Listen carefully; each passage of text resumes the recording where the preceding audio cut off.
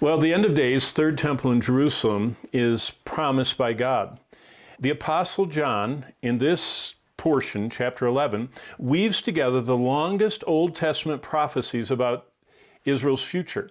Israel's future is all about this coming temple, about the fact it prompts all the nations of the world, and remember, God doesn't exaggerate, all the nations of the world, led by Iran and joined by all the others, march on Jerusalem, led by the man, the beast, the one who gives the mark, the worst man who ever lived.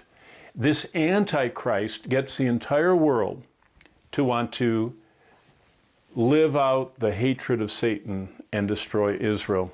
It's amazing to think about. By the way, on that picture you can see on the left, that's an artist's representation of what Solomon's temple looked like, which he probably built from about 950, or about 970, to 950 BC. And then, of course, Herod's temple, which was from about 20 BC until about 26 AD. And then, of course, these two have not yet been built, but are yet in the future.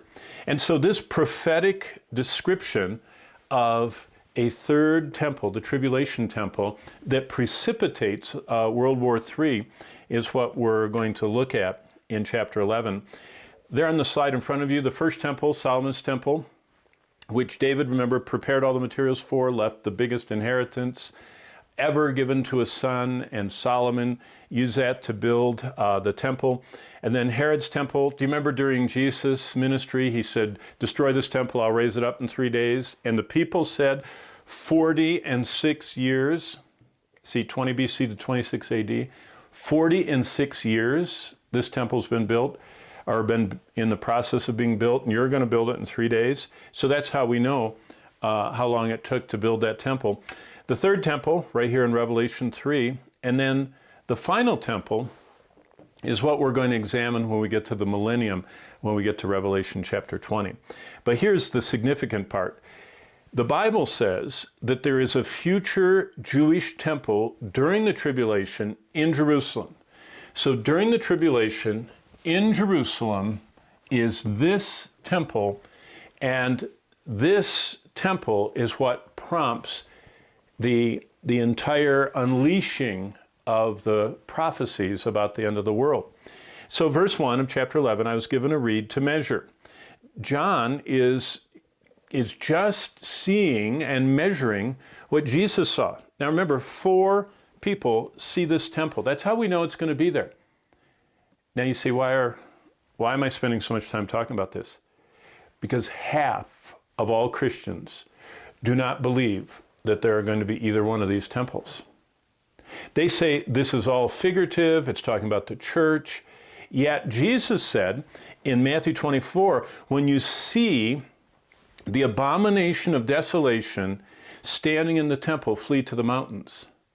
So Jesus, when he's talking about the birth pangs that we saw about 5 or 6 lessons ago, Matthew 24 and the signs of the end. When Jesus was giving that sermon, he said, as the world is ending, when you see the abomination that causes desolation standing in the temple, flee to the mountains.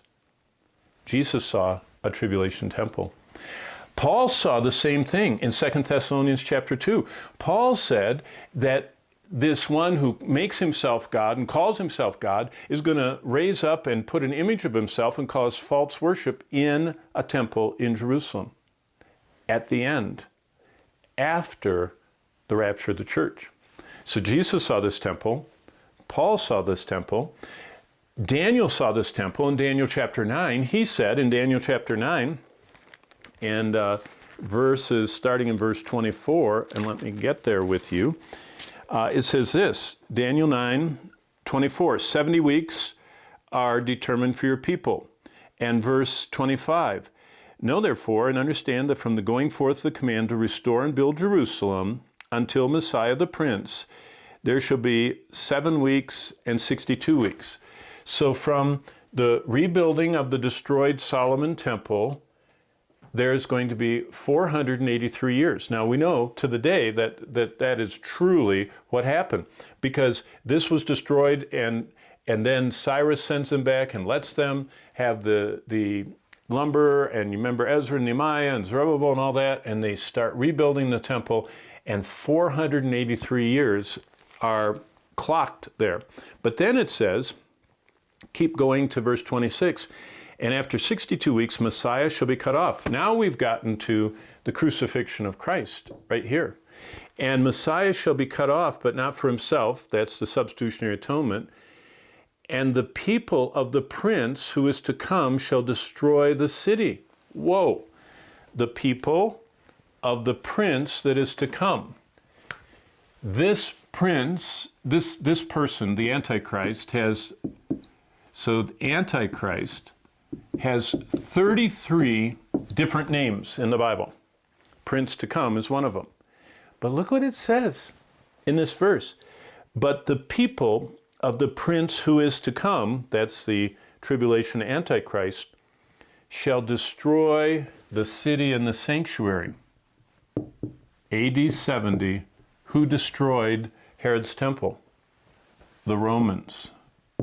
Now that's where, if you've ever heard of the revived Roman Empire and that the Antichrist is going to be coming out of the revived Roman Empire, it's because Daniel 9:26 says, the people of the prince that will come are the ones who destroyed the temple in AD 70. All that is from this amazing prophecy.